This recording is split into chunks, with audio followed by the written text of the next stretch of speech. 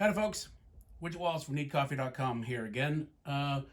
Still on the couch for another Stayhomer review. Here's how it works for the uninitiated. I have just seen a film. I used to do that in cinema. Cinemas still exist. That's the rumor that I've heard.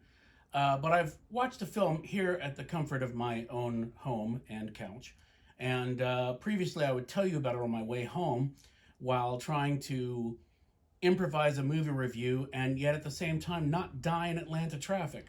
So you get basically the same thing here, but without the entertaining extra of, possible death. And so today, what time is it? We're here to talk about Phil Tippett's Mad God. So, synopsis. So basically, there is a world, picture world. There's a world that is,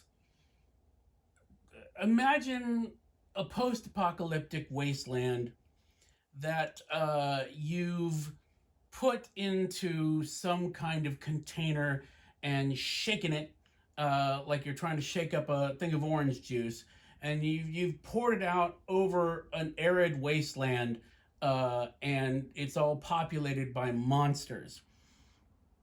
That's kind of the setting that we have here.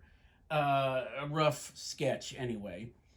Into this landscape comes our seeming protagonist, and we're going to watch him descend into this madness on some kind of mission, a mission that we don't necessarily at the beginning know the nature of.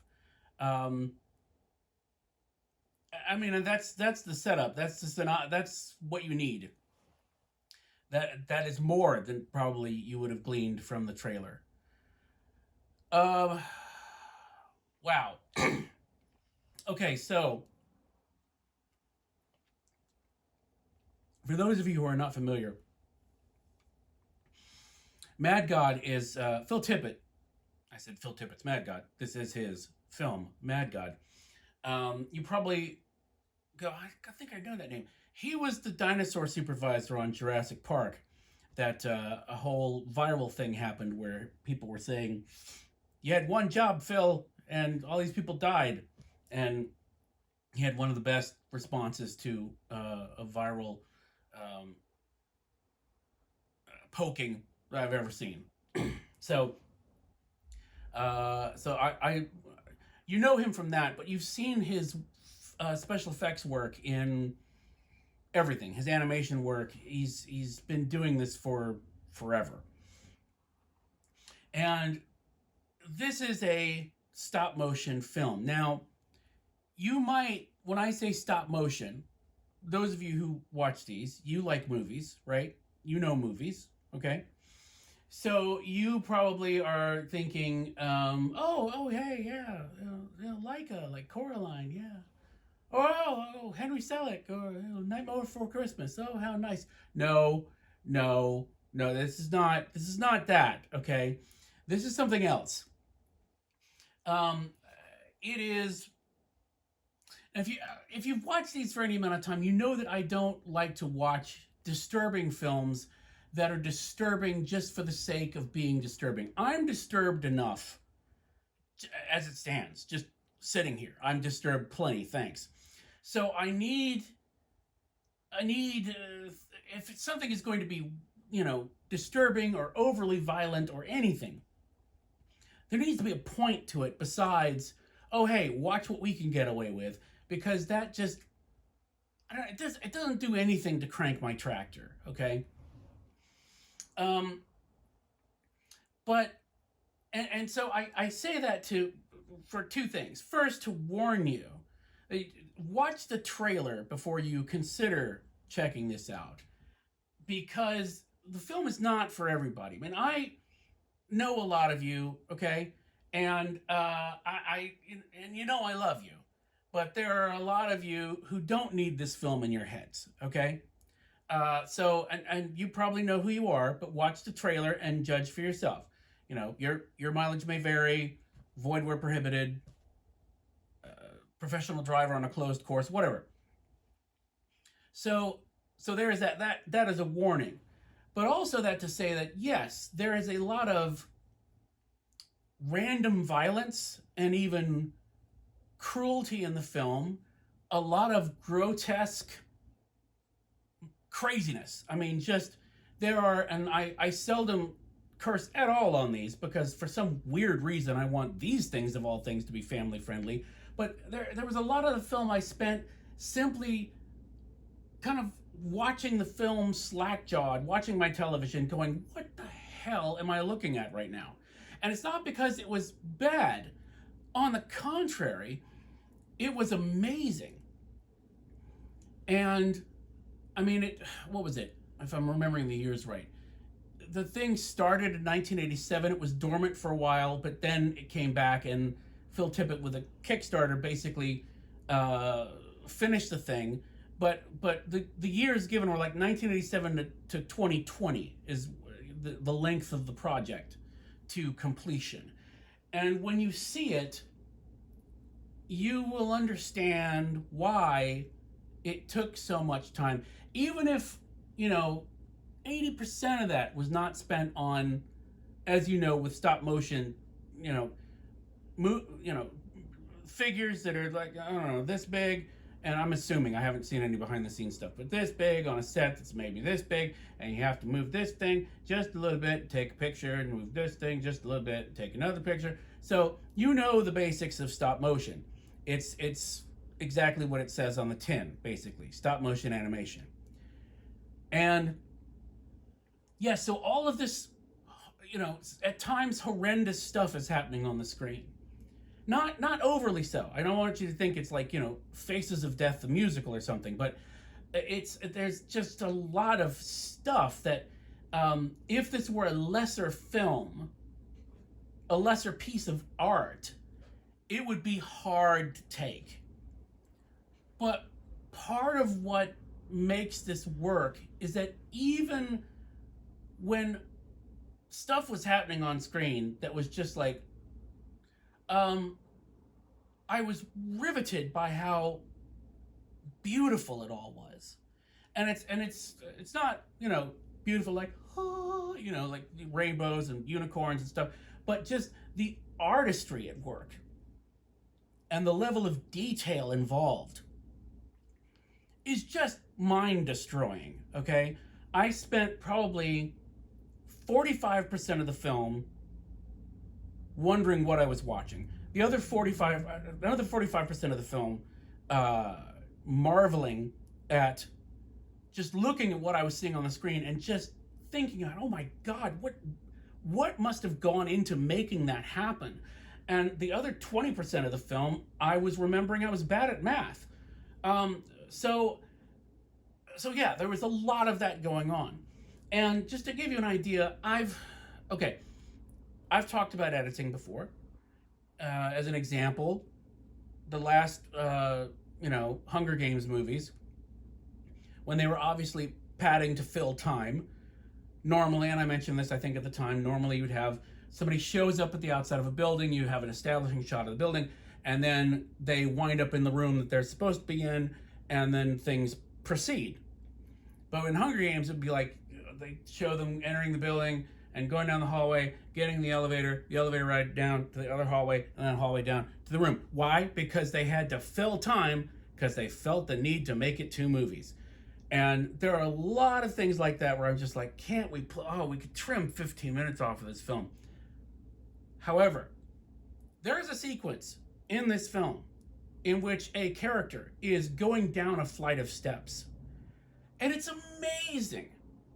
I was just stunned at watching this shot linger and keep going, because there's so much happening in just that one shot, so much detail and the set and the sound design and the everything, that it was just kind of overwhelming. So yeah, there's a lot going on. And so yeah, and I will say this too about Phil Tippett. Having seen this film, and you may have the same reaction when you watch it. If you see that man, give that man a hug, because after watching this film, I'm convinced he needs a hug. In fact, he probably needs several, because there's a lot going on in here. Um, I mean, I could, having watched the film, I could try to tell you what I think the film is about. I'm not going to because I don't want to spoil it. But that's the sort of level of processing I think I'm going to be thinking about this for a while.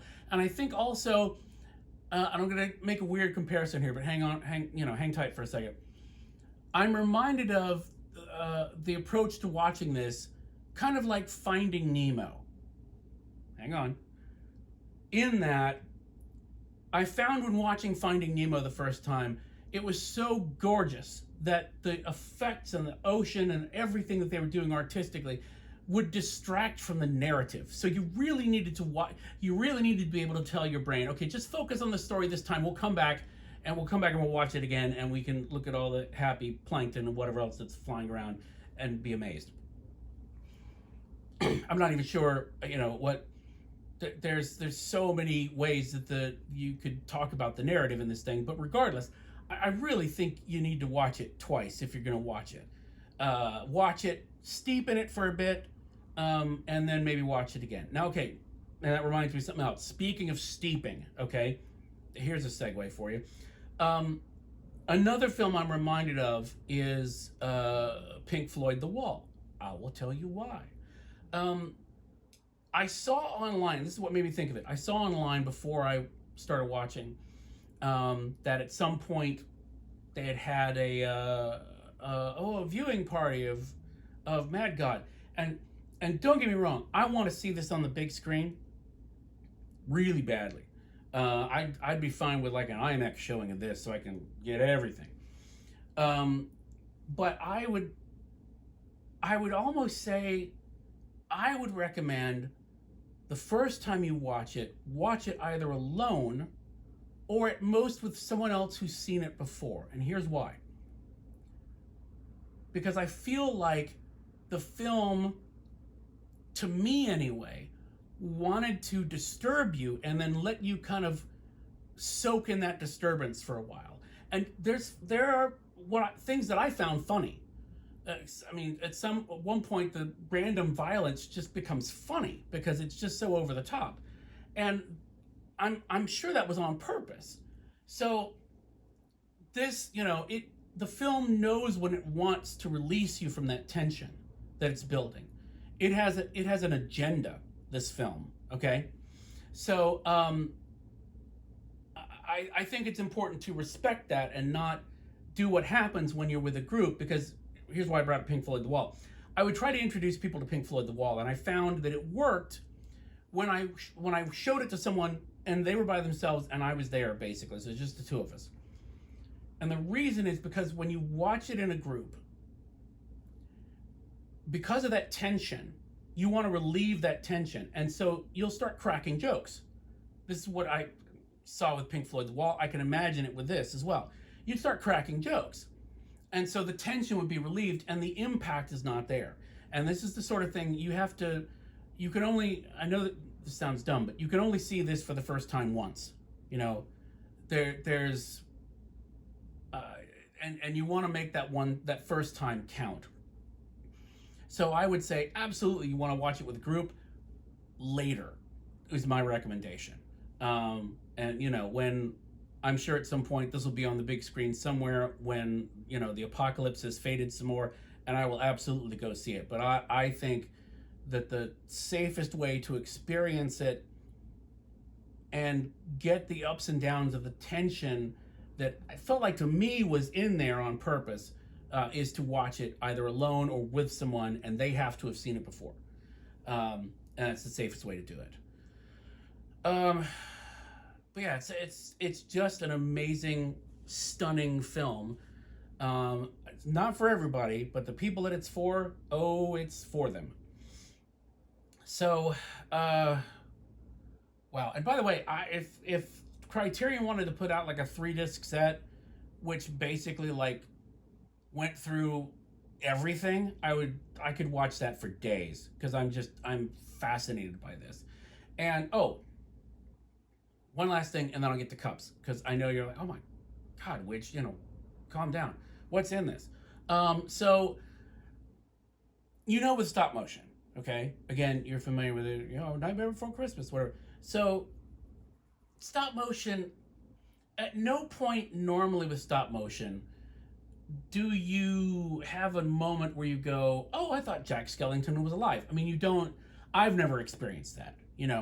At no point did the Harryhausen's skeleton warriors, make me go, "Oh wow, real skeleton warriors." I mean, I knew it was cool. Don't get me wrong, I love them, but it's very clear what they are. And I won't say anything about all the various modes of animation and whatever else that's action that's happening in this film because I think it needs to be a surprise. But there are moments where I would forget that I was looking at a puppet. And there was one, as an example, just not to give anything away, but there's one where it was a very close up on this thing's face, and it felt really unnerving to me for some reason because and it wasn't even like a human shape, so it wasn't like an uncanny valley thing. It was more like an eldritch valley or something. I don't know, an eldritch canyon. I have no idea. But and I realized I think that was happening because it was breathing. Its nostril was moving just enough to where it crossed over into looking slightly lifelike. And that was very disturbing in an awesome way. So again, I don't, disturbing with a purpose, that was disturbance with a purpose. What was I going to do? Oh, cups. Thank you for reminding me. So, cup-wise, I think this is a solid 4.5 out of 5 cups. It's astonishing to watch. And just like when on certain films you can see the budget on the screen, you go, I know where the budget went. It's right there. Well, I know where the time went. It was right there. And it was a bit overwhelming. My brain is still kind of flipping around on itself more than usual. So definitely 4.5 out of 5. Should you watch it? Again, watch the trailer, and then if your reaction is, "Oh yeah, I need a piece of that," then absolutely watch it. It's on Shudder right now. I think it's playing certain places as well on the big screen still. If you feel safe enough to do that, have at it. And if you watch the trailer and you go, "Huh?" then think about it. Think about it. Because again, not for everybody. In my opinion, not for everybody. But amazing. But for everybody who watches it, amazing. So there you go. And when you see Phil Tippett, hug that man. I'm telling you, he needs a hug. So thanks so much for watching these. I'm here on the couch doing my thing. For those of you who like this thing, whatever it might be, come check us out on needcoffee.com, where we put random stuff up as we will. And if you do enjoy this sort of thing and you want to help support it, if you go to needcoffee.com/Amazon, you will wind up on the front page of Amazon like you've gone to the front page of Amazon, because guess what? You have surreptitiously, not even surreptitiously, we make no bones about it, you're there. And everything that you purchase during that session while you're on Amazon, we get kickbacks for. And it all adds up. It doesn't matter how small or how big or whatever it is, it's appreciated. So until next time, we will see you on the Stayhomer Reviews on the couch. Bye.